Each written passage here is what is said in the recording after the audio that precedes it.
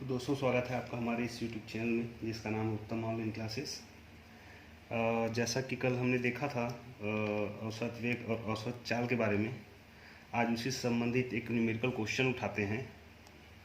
तो देखते हैं, यदि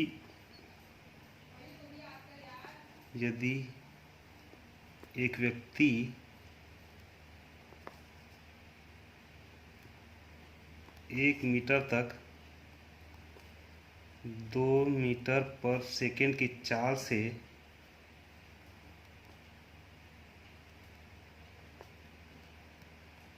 से तथा अगले 2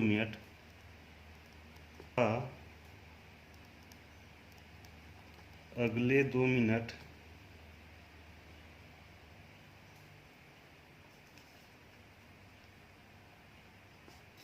3 किलोमीटर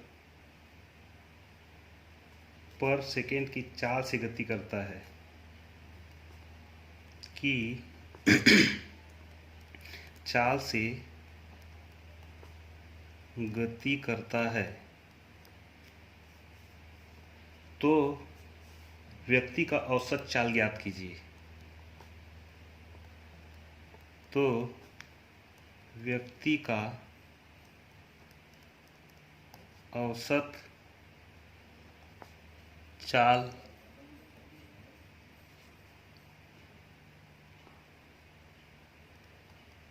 ज्ञात कीजिए।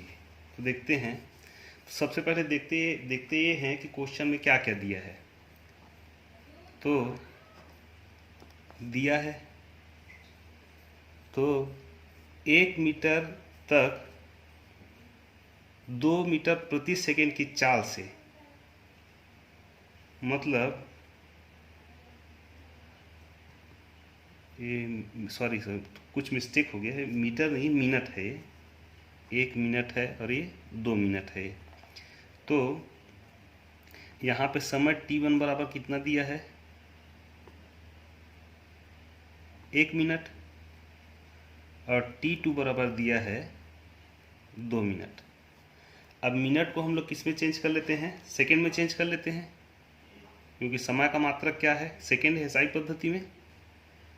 तो 1 मिनट बराबर 60 सेकेंड, और ये 2 मिनट है 6 दूनी 12, 120 सेकेंड। वैसे ही वेग v1, तो पहला वेग क्या है, तो 2 मीटर पर सेकेंड। v2 बराबर क्या है, तो 3 किलोमीटर पर सेकेंड। इसको भी मीटर सेकेंड में ले लो, नहीं चेंज करना पड़ जाएगा, 3 मीटर पर सेकेंड। तो सूत्र देखे थे, क्या था, चाल बराबर दूरी बटा समय, ये हमारा सूत्र था। तो यहाँ पे समय है हमारे पास, चाल है हमारे पास, क्या निकाल लेते हैं, दूरी निकाल लेते हैं। तो दूरी बराबर चाल इंटू समय हो जाएगा। तो यहाँ पे दूरी पहला जो है वो v1 इंटू t1 होगा। तो s1 बराबर 2 इंटू 60, तो s1 बराबर कितना, 120 मीटर की दूरी। पहला दूरी कितना आया, 120 मीटर आया। अब वैसे ही दूसरी दूरी निकालते हैं, तो v2 इंटू t2 के बराबर हो जाएगा। तो s2 बराबर यहाँ पे v2 कितना है, 3 है, t2 कितना है, 2 है। तो 3 गुणा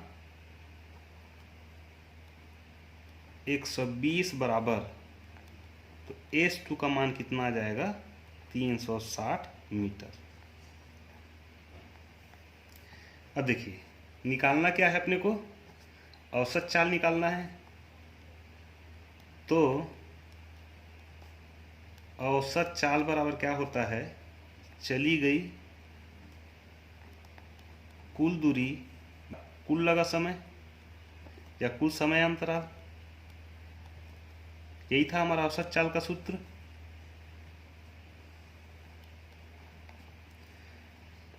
तो औसत चाल 120 प्लस 360, दूरी है दोनों मीटर मीटर में, तो 120 प्लस 360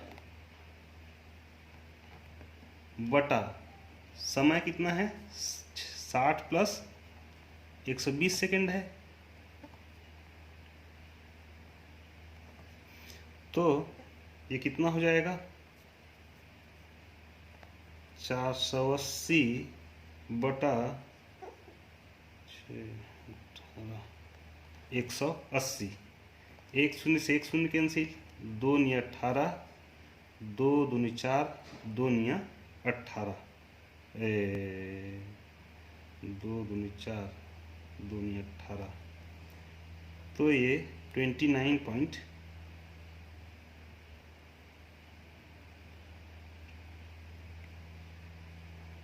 ये आएगा 24। तो 24 बटा कितना हो जाएगा, 9 आ जाएगा। तो इसको अपन भाग देते हैं, 9 दूनी 18.6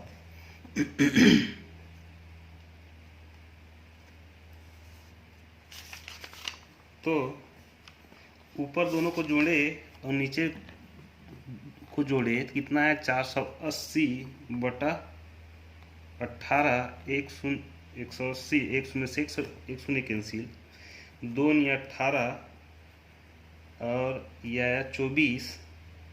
तो वी एवरेज बराबर कितना आया, 2.67 मीटर पर सेकेंड। यही आंसर है हमारा। तो इस प्रकार से किसी भी प्रश्न में औसत चाल की गणना कर लेते हैं। अब आगे देखते हैं,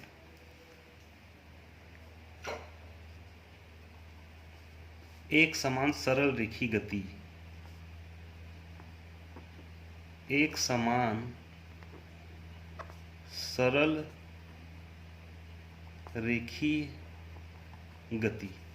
तो देखते हैं होता क्या है, जब कोई वस्तु सरल रेखा में गति करती है तो वस्तु के इस प्रकार की गति को क्या कहते हैं, अपन एक समान सरल रेखा गति कहते हैं। तो जब कोई वस्तु सरल रेखा में गति करती है, सीधी चल रही है,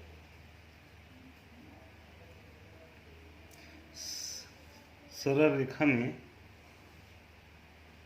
यहाँ काट दो, सरल रेखा में एक समान गति करती है, मतलब गति कैसा है, कांस्टेंट है उसका, एक समान गति करती है, तो वस्तु के इस प्रकार की गति को क्या कहते हैं अपन,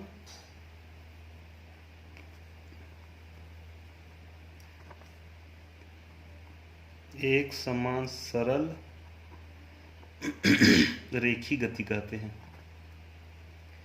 ठीक, तो एक समान गति के लिए सबसे पहला तो इसका वेग जो है वो कैसा होता है, नियत होता है, और वस्तु की स्थिति में परिवर्तन जो है, वस्तु के प्रारंभिक स्थिति में परिवर्तन प्लस वस्तु का वेग और समय के योग के बराबर होता है। इसको आगे निकालेंगे, सूत्र की स्थापना करेंगे सूत्र का। तो मान लो, क्या मानेंगे, तो माना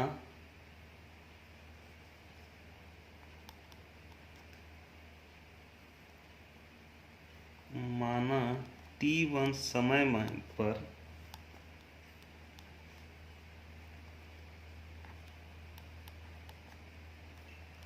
किसी वस्तु की स्थिति, तो क्या होगा, ये x t1 हो जाएगा, तथा t2 समय पर किसी वस्तु की स्थिति, तो क्या हो जाएगा, ये x t2 हो जाएगा। तो अतः वस्तु का वेग बराबर क्या होता है, तो विस्थापन बटा समयांतराल।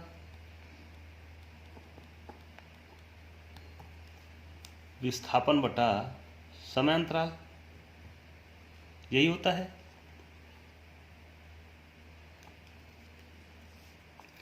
तो वस्तु का वेग क्या है, v है, विस्थापन कितना हो रहा है, तो x t2 minus x t1 बटा t2 माइनस t1, इसको समीकरण 1 दे दो।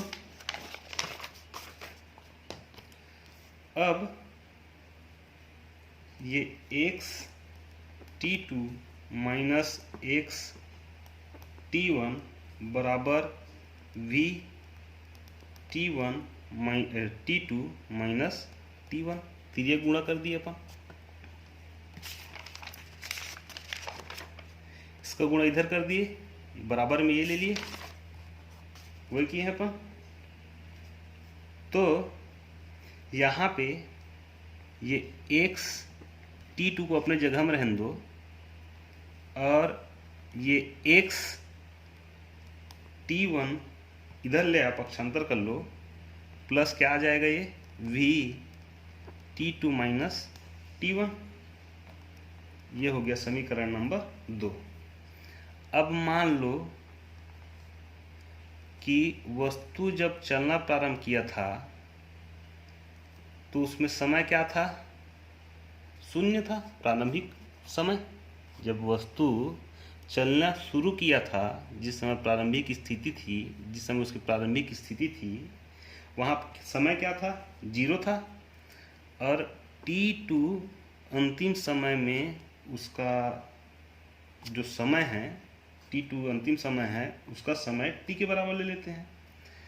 तो x t2 बराबर x0 हो जाएगा, t1 बराबर 0, प्लस ये 0 हो जाएगा, ये बच क्या जाएगा, तो v इंटू t2।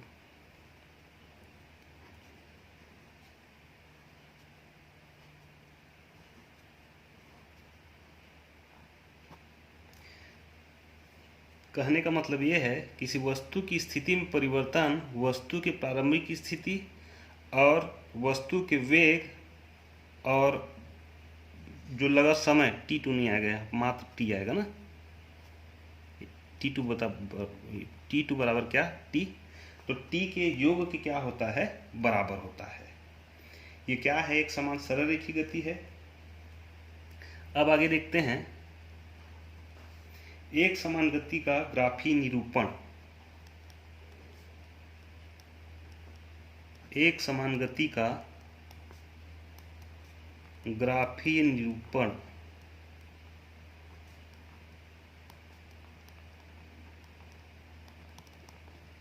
तो इसमें दो प्रकार का ग्राफ के बारे में पढ़ेंगे अपन।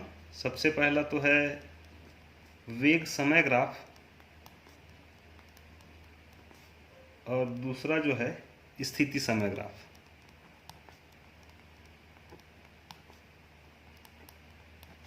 तो यहाँ सबसे पहला जो है वो है वेग समय ग्राफ। तो मान लो यदि कोई गतिशील वस्तु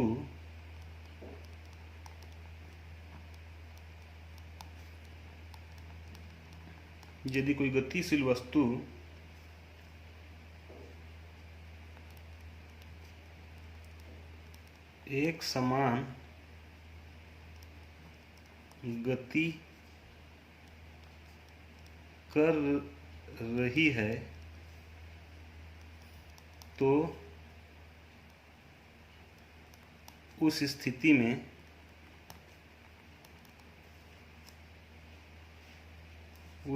में वस्तु के वेग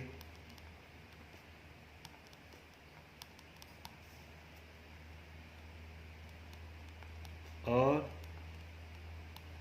उसके समय के बीच खींचा ग्राफ क्या कहलाता है? स्थिति समय ग्राफ कहलाता है। कहने का मतलब ये है, जब वस्तु गतिशील है तो समय और वेग के मध्य में जो ग्राफ खींचते हैं उसको क्या बोलते हैं? अपनी स्थिति समय ग्राफ बोलते हैं। तो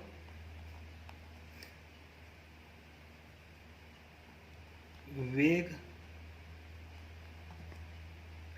समय ग्राफ में क्या होगा? जो वेग जो होगा वो नियत होगा। अब नियत क्यों होगा? तो वस्तु कैसी है? गतिशील है। और गति कैसे कर रही है? एक समान गति कर रही है। मतलब अगर गाड़ी के माइलोमीटर में ध्यान से देखा जाए तो जैसा 60 किलोमीटर प्रति घंटा की रफ्तार से अगर बस चल रही है तो सिर्फ और सिर्फ उसी रफ्तार में वो गाड़ी क्या कर रही है? आगे बढ़ रही है। तो वेग उसका क्या होगा? यहाँ पे वेग बराबर 60 होगा। वेग फिर आगे बढ़ेगा, फिर वेग बराबर 60 होगा। मतलब कैसा होगा? वेग का मान नियत रहेगा हर एक बिंदु के लिए। तो स्थिति समय ग्राफ, वेग समय ग्राफ में वेग कैसा रहता है? नियत रहता है। अब देखिए, एक ग्राफ खींचते हैं अपन।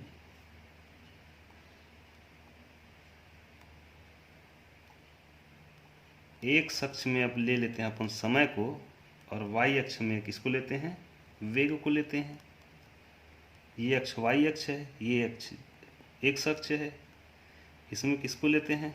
समय को ले लेते हैं। तो मान लो मूल बिंदु O से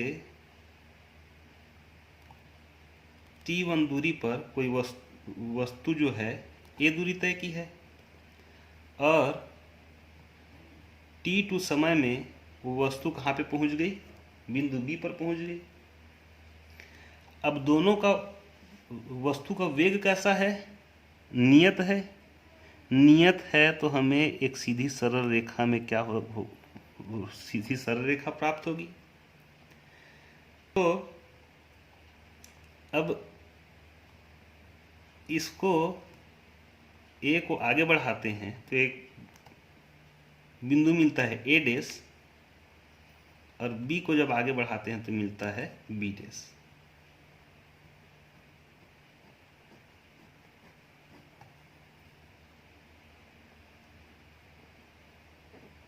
देखिए, यही जो है चतुर्भुज वो किसको प्रदर्शित करता है? विस्थापन को प्रदर्शित करता है। तो आगे देखते हैं, यही है स्थिति समय ग्राफ। तो वस्तु का विस्थापन जो हो रहा है यहाँ पे, तो वस्तु का विस्थापन, तो वस्तु का विस्थापन किसके बीच में है? ए बी, ए डैश और बी डैश के बीच में। ए बी, ए डैश और बी डैश के बीच में।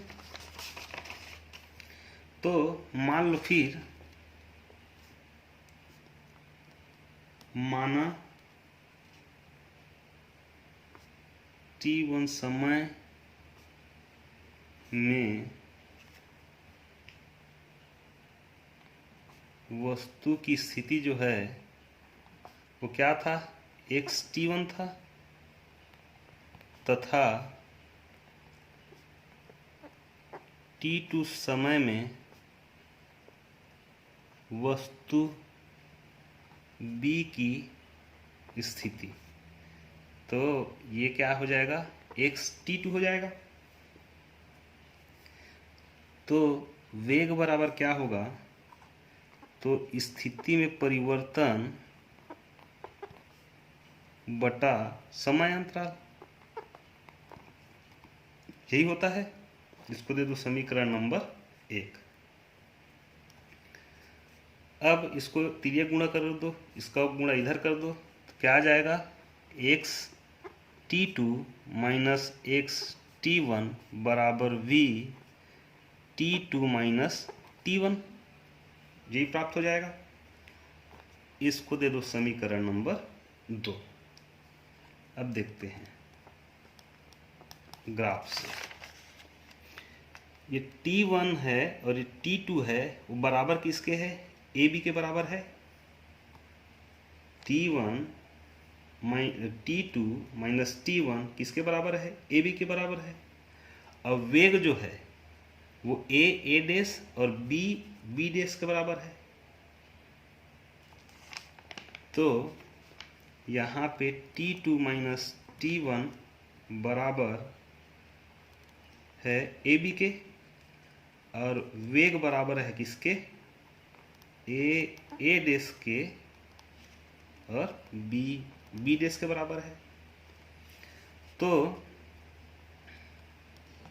अतः यह समीकरण से लेते हैं, समीकरण 2 से, समीकरण 2 से तो क्या हो जाएगा, x t2 minus x t1 बराबर किसके हो जाएगा, ये वेग जो है v किसके बराबर हो जाएगा, तो या तो a डैश ले लो या b डैश ले सकते हैं, दोनों में से एक लिख सकते हैं। तब हम किसको ले लेते हैं, इसको ले लेते हैं। और t2 माइनस t1 क्या है, तो ab है। अब देखो a डैश, a और b, a डैश, a और b किसको प्रदर्शित कर रहा है, विस्थापन को प्रदर्शित कर रहा है। तो यहाँ पे वस्तु का विस्थापन जो है, तो आयत जो है, आयत है, ये आयत है एक प्रकार के, वो a डैश b डैश के क्षेत्रफल के क्या है, बराबर है।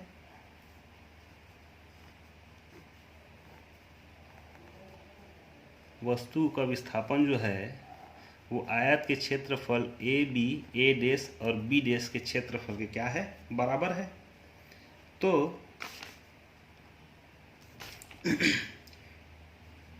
t1 और t2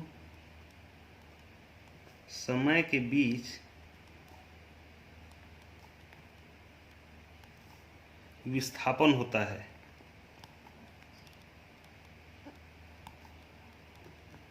विस्थापन हो तो लिख लो,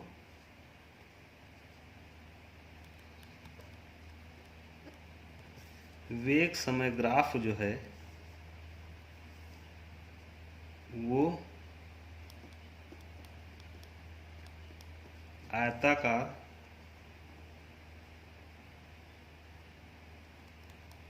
क्षेत्रफल के क्या होता है, बराबर होता है। मतलब ये t1 और t2 के बीच में विस्थापन होगा तो किसके बराबर होगा, आयताकार क्षेत्रफल के बराबर होगा। ये कौन सा है, वेग समय ग्राफ। एक और देखते हैं स्थिति समय ग्राफ के बारे में। स्थिति समय ग्राफ अपन कल देखते हैं। तो आज के लिए इतना ही, बहुत बहुत धन्यवाद।